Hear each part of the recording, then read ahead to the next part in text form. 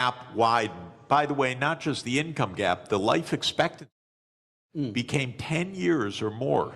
So many of our epidemics, so many of our social problems relate to this widening inequality. The United States political system didn't address it at all for 40 years.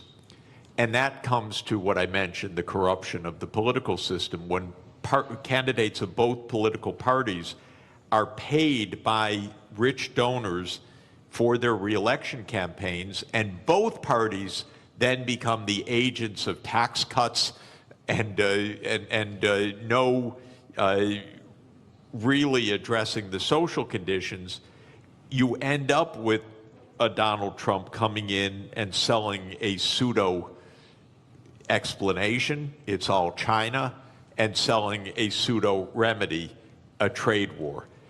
What the auto workers are going to learn right now is they're going to lose jobs by even the tariffs that have been put in place, because we need the intermediate parts brought in from elsewhere. Now they face higher costs, and the United States can't compete at all with Chinese electric vehicles. The United States has basically handed China the electric vehicle market for the next 20 years. So did Europe, by the way. Europe delayed the transformation to electric vehicles, said we produce great internal combustion engines, we're going to continue to do that. The world actually needs electric vehicles because of the climate crisis. So all of this is to say the real hard work is to think ahead. The country, by the way, in my experience of working all over the world in the last 40 years, that thinks ahead the most is China. China's success is not random. China's success actually is a lot of forward-looking planning. In 2014, China issued a document called Made in China 2025. And it wasn't a protectionist policy, it was we need to invest in the technology so we can be at the forefront. I think in 8 of the 10 sectors that were identified there, China succeeded in reaching the forefront. In 2017, China made a plan for artificial intelligence. This is already 8 years ago. DeepSeek didn't just come out of nowhere, it came out of a long-term strategy. So this is hard work that actually pays off.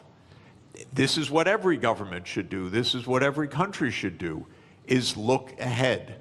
Now, you mentioned very interesting idea. We got a president who doesn't understand and maybe doesn't care about the future in the same way. But just to say, the biggest issue on the planet should be the climate crisis, not all the things we're endlessly talking about. And every part of the world is going to suffer terribly by what has been built in terrible, very dangerous climate change. It's out of the headlines. But, you know, I had a very difficult job. I was the director of an institute with 300 climate scientists for 14 years, some of the world's leading climate scientists. The reason it was a hard job is that every week they came up and told me, it's worse than we thought. They would give me endlessly grim news. And the lead climate scientist at Columbia University is a man named James Hansen, who I regard as the world's leading climate scientist. And he produced a study in January that said it's much worse than we have thought. The world's temperature has gone up by 0.3 degrees Celsius in 3 years. We have had 21 months of the last 22 above 1.5 degrees. That's the new baseline, by the way. That's not because of an El Nino effect. That's the new baseline. We already blew the limit that we set 10 years ago in Paris that we said we would not exceed. We're already above it. And what Hansen says is we're rising at an accelerating rate. Now the average rate is probably between 0.3 and 0.4 degrees Celsius per decade now on average. So we'll be at 2 degrees excess. What all of this means is profound danger 20 years from now, 25, 30, but we're already seeing terrible danger today. I don't want to minimize what's already happening. Los Angeles burned down, massive forest fires in Korea last week. It's everywhere. My wife and I are nonstop traveling. Every single place we go is some kind of climate crisis, literally. In some hundreds and hundreds of military bases, and leave all these countries at peace, because wherever there's an American military base, there's a big headache, believe me.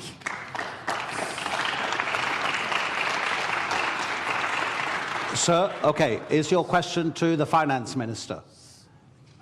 Is your question to the finance minister or to the professor? Because I want to even things up. I would come back to you if it was for the professor, but if you, okay, let's address it to the finance minister.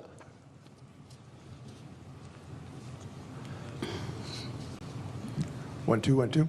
My name is Riel Miller, formerly of the OECD, formerly of UNESCO, and formerly an advisor to finance ministers, so I can address my question to a finance minister. One of the things that's tremendously tempting, and it was really in part of what the last question was about, was the hard industries, right?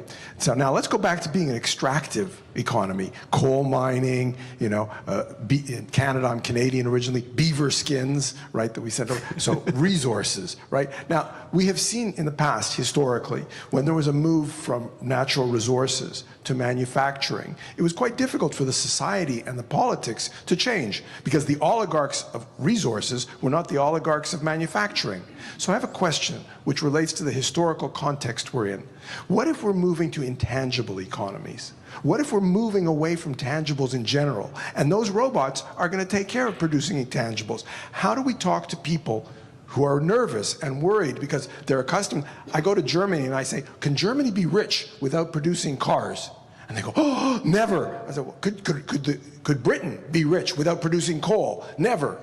And so we have this historical difficulty of making the transition. And I wonder what you can say in a country like Turkey, where you are making the transition through industry, and China through catch-up and convergence. But can we begin to talk about going beyond the tangible economy?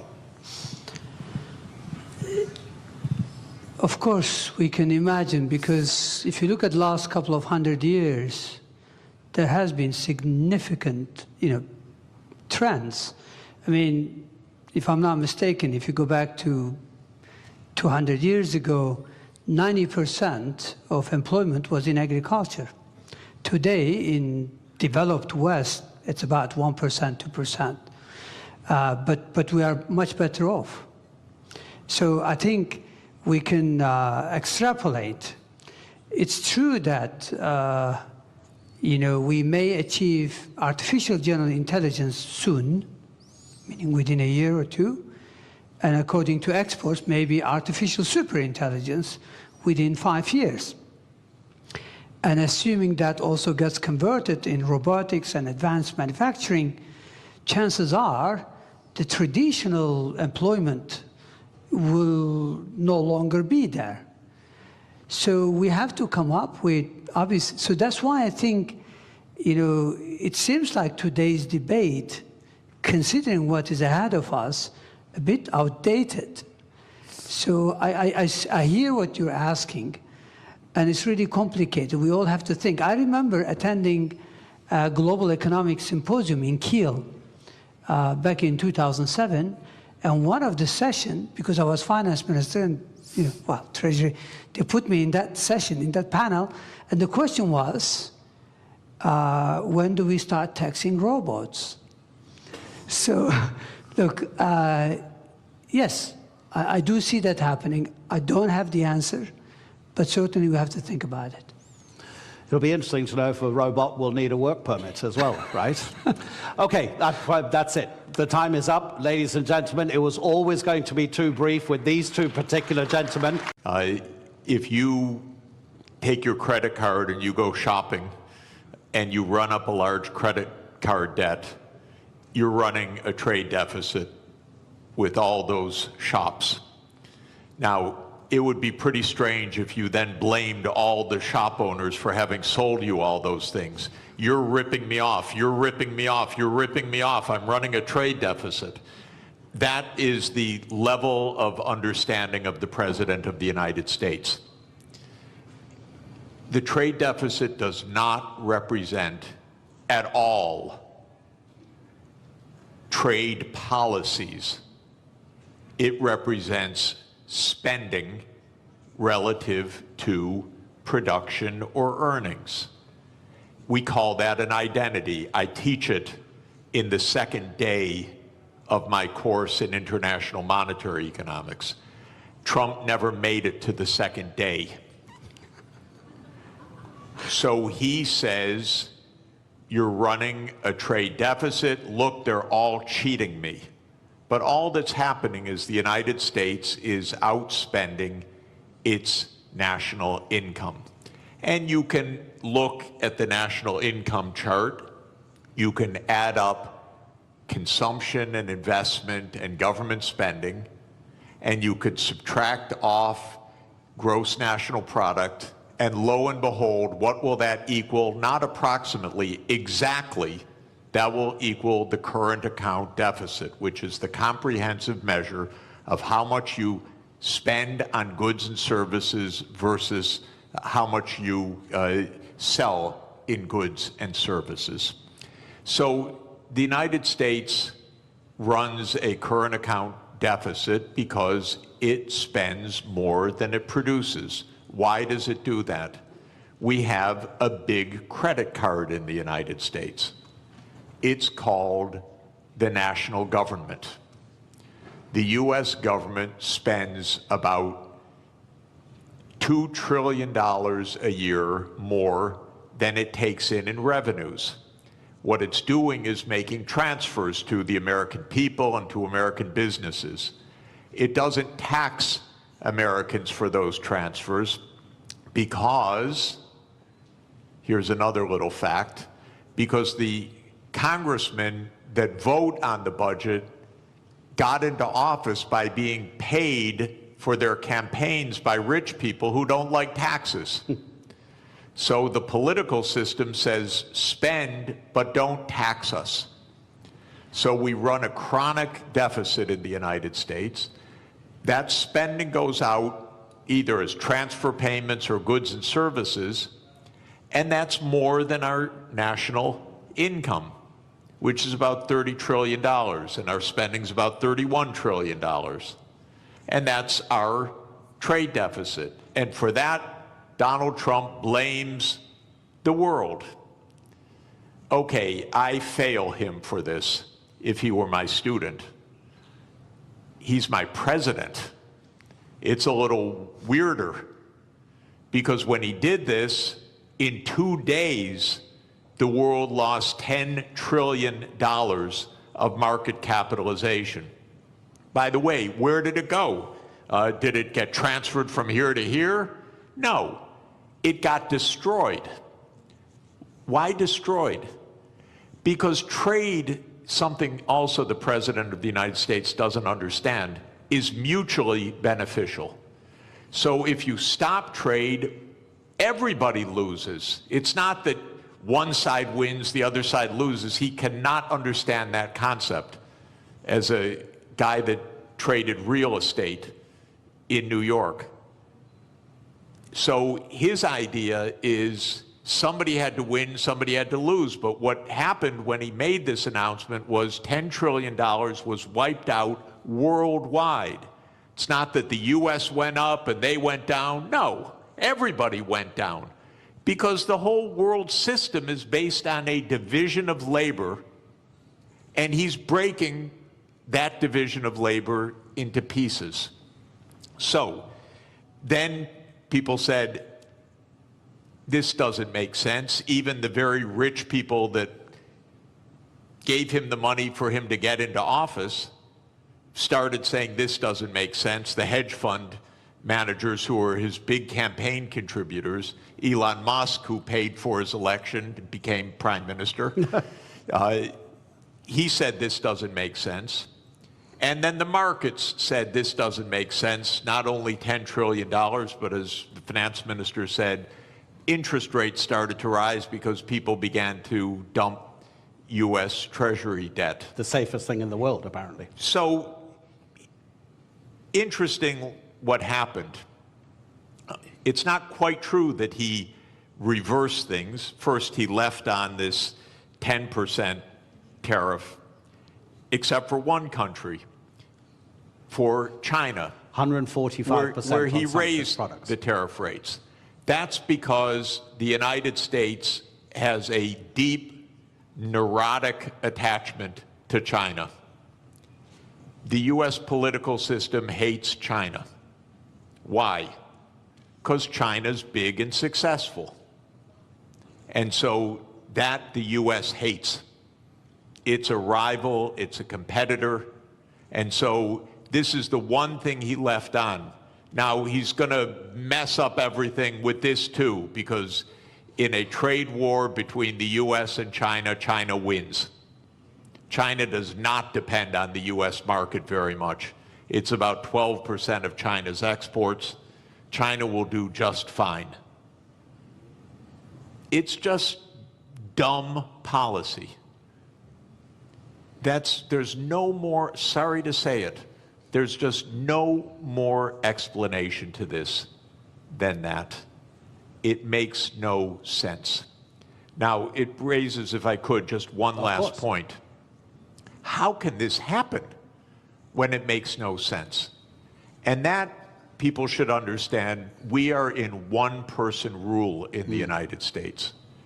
Our political system is in a state of collapse. What President Trump did is an emergency decree. Everything he does is an emergency decree. Literally, you can go on to whitehouse.gov and then follow the menu to executive decrees. And there are dozens of them. And each one starts the same way. With the powers invested in me as President of the United States, I hereby declare A, nonsense, B, nonsense, C, nonsense. Because he's king. Those powers are not invested in the President of the United States.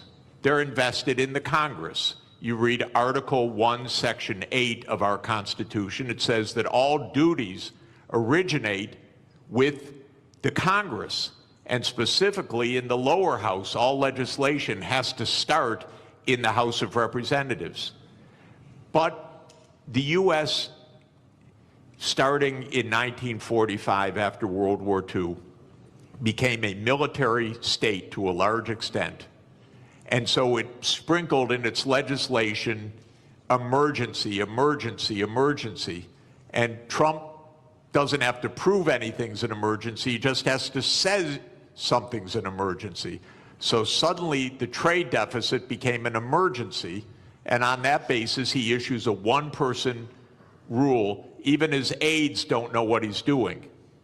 You raise one final interesting issue, which is that the market recovered about $4 trillion when he reversed. Anyone who knew that 5 minutes before made billions. This is not the cleanest government in the world, I can tell you. I'd be hugely surprised if some people didn't know just a bit ahead of time, starting with members of the U.S. Congress, by the way. Look, we'll get into the more general issues about protectionism and the end of globalization, question mark, in a minute, but I think what's happening and the directives coming from the White House are such a perfect example of what this panel is about. I'd just like to stay on this just for a few more minutes. Minister, is protectionism always a short-term aim, and does it always come at the expense of the longer-term gain? Donald Trump hasn't said it in public, but apparently in private, during his first term, he was asked about the problem of the U.S. national debt. And his answer was, I don't care because I'll be dead by the time it's a problem. And apparently that's also his approach to the climate crisis. So is this protectionism coming from the White House a short-term fix which is going to hurt America in the longer term in terms of how it grows?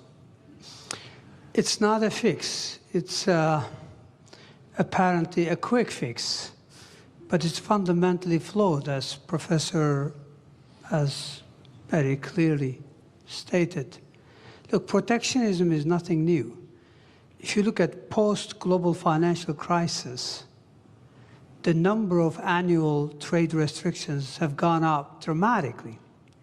In fact, like last year, there were over 3,200 trade restrictions. That is almost 11 times higher than what it was pre-global financial crisis. So this has been a trend, but what we have seen over the past week or two is clearly a new level. This goes beyond, some protectionist measures, trade restrictions.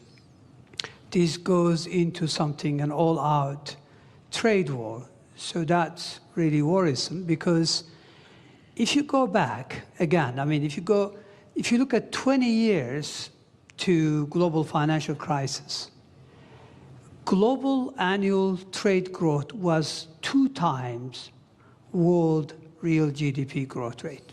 So in a way, trade was the engine of growth. Mm-hmm. Now that engine has been slow.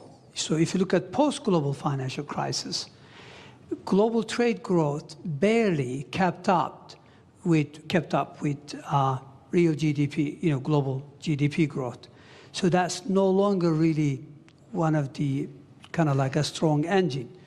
But I think the way things are now, if current state of affairs is sustained, we may end up actually protectionism dragging global growth. It is not only growth, it's really, there are many, additional fallouts from this type of policies. Absolutely, yeah. Yeah. So the answer to your question, this is not a fix. This is a fundamentally flawed, policy perspective. Obviously, countries have choice. They always have a choice. But we would rather, see world moving back to rule-based, multilateral framework, where everyone benefits. I think I agree with Professor.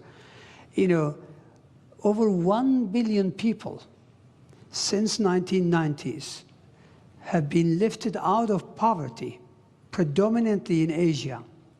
I'm talking about absolute poverty here. And that's largely thanks to, trade and growth associated with that trade.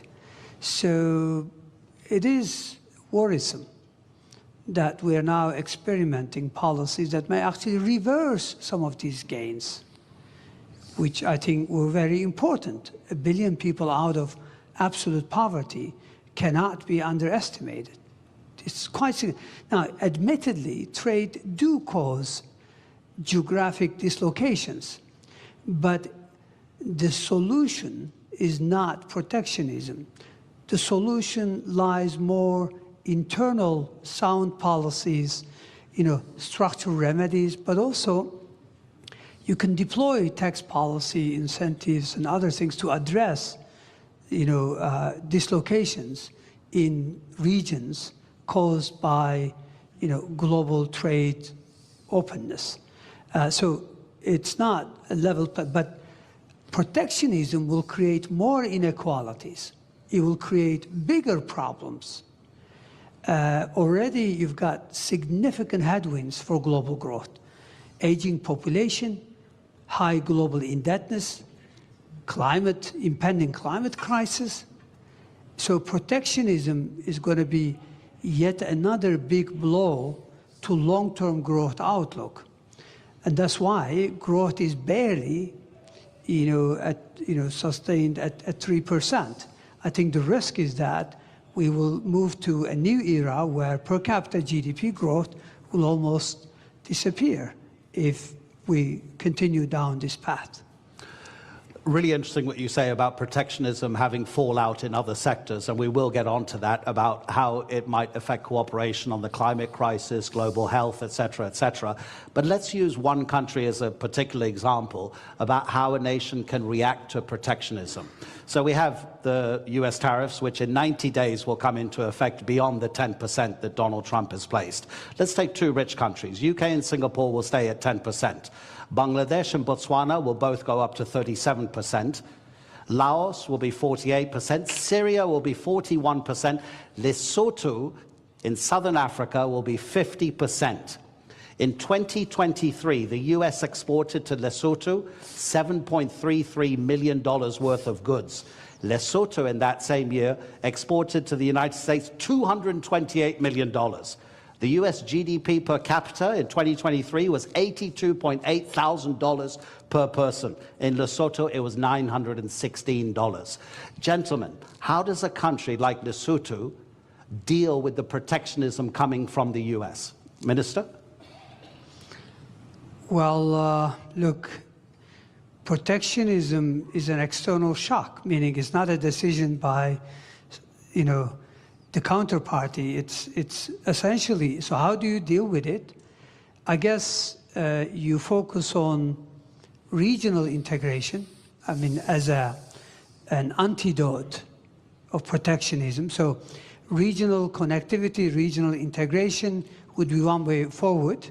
So, instead of globalization on a big scale, you focus on how you can deepen and broaden your ties with your immediate neighborhood or countries that are still willing to entertain rule-based trade. So I think that's the only way. Again, this is a major shock for many countries. I think global supply chains are going to suffer. This will lead to, already, I think the risk is that capital will be misallocated. Take us, take Turkey, for example. We are the world's second largest of white goods exporter. We need chips, basic ones, nothing sophisticated. We're not talking about 4 nanometers. We're talking about, 30, 40, 70 nanometers. If we're worried that countries are not going to supply that, even though it may not be the most efficient way, we may have to go into a very large capex to see if we could produce them. We are good at something. Other countries are better at something. So we would rather trade. And this is a very simple, economics, theory. Everybody benefits. So I don't think, X country or Y country, there's not much they can do except to look at, ways in which they could mitigate the fallout from not being able to sell goods to the United States. But Professor, that takes a long time to arrange because, of course, the shock is immediate. You can't make deals that quickly, can you? I think the particular tariff rates that Trump announced last week that led to that financial bloodbath are not going to come back. So I don't think we're going to hear again about those numbers after 90 days. 90 days in U.S. time now is infinity. It's eternity. We'll never hear those numbers again. Where did those numbers come from? Something, again, so stupid you can't believe that any country would do this. But the idea is the following. As I said, if you want to know what your trade balance is, you earn some income, so you sell some services to somebody, and you buy things. And if you spend what you earn, you're in trade balance. Technically, you're in current account balance. Now, most of us, I work for one employer, my university, so I run a big trade surplus with my university. And then I run a pretty big trade deficit with the grocery store that we buy our groceries from. And if I have to buy shoes, I run a trade deficit with the shoe store and so forth. Trump's idea, just to add to the craziness of it, is that you should run a trade balance with everybody, not an overall trade balance, but a trade balance with everybody. So you should sell a little bit, you should work a little bit for your shoe store, you should work a little bit for your grocery store, you should go around anytime you want to shop, you trade something. I'll write you an essay if you'll sell me shoes. And you make your living somehow trying to balance your trade with all of your counterparts. Well, this is insane. This is why we have a market economy. You don't have to have balance with every transaction that you do with somebody. But what Trump said was, oh, Lesotho, they sell us more than we buy from them. So they're cheating us. That's literally what he said. Literally what he said. Okay, is it completely delusional or rhetoric? It's delusional, okay? Just so you know. It's weird. But anyway, now, then he calculated a formula. Okay, Lesotho, we have to tax them by the amount to reduce the imports from them so that we have balance with Lesotho. And then they made some absolutely stupid formula that you would not accept in a first year, third week class. It came out of the US Trade Representative's office. They probably were told, do it overnight, the boss wants it. And then they came up with a list of tariffs, country by country, based on the bilateral trade balance. You cannot make this stuff up. This is not it used to be not a Mickey Mouse country, my country. But this is Mickey Mouse. This is not, and I'm sorry, I apologize to Mickey Mouse. He would not do this. Mickey Mouse is smarter than this. So we are in a crazy land, actually, with this. Now, it stopped for a moment. We'll never hear those numbers again. I don't know what we'll hear in 3 months. God help us, really. Because it probably won't have to do with trade. It'll have to do with something else. But we can't normalize this as what's the rationale, how to negotiate, what to do. Of course, 60 countries immediately said, we'll rebalance with you. And the President of the United States literally used the language I'm about to use. I'm quoting him because otherwise I would never say this. He said, 60 countries are coming to kiss my ass. He said that in a public speech, the President of the United States. So this is, I'm sorry, I apologize. No, but it's presidential language. Yeah. Okay? I'm only speaking at high political terms. So we cannot normalize this. We have to say no. We didn't spend 100 years on 200 years, 207 years since David Ricardo put forward the idea of comparative advantage, okay?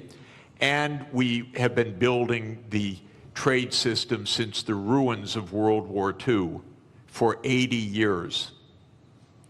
And we have been building the World Trade Organization, which the US led the creation of, I think it's fair to say, for 31 years. This should not be normalized to try to figure out what is the theory of this. And it's a more fundamental point, ladies and gentlemen. The United States is a rogue nation right now on many things, not just on trade, but on making Gaza into the US Riviera, on whatever it wants to say. It's a little bit of a rogue nation. For the world to hold together, the rest of the world has to say, we're not going down crazy lane. We're going to be responsible. We're going to go to the UN. We're going to go to the World Trade Organization. We're not going to get into this downward spiral. Because if we normalize craziness, there is no way out. You mentioned Mickey Mouse, but there's a kind of a theme here from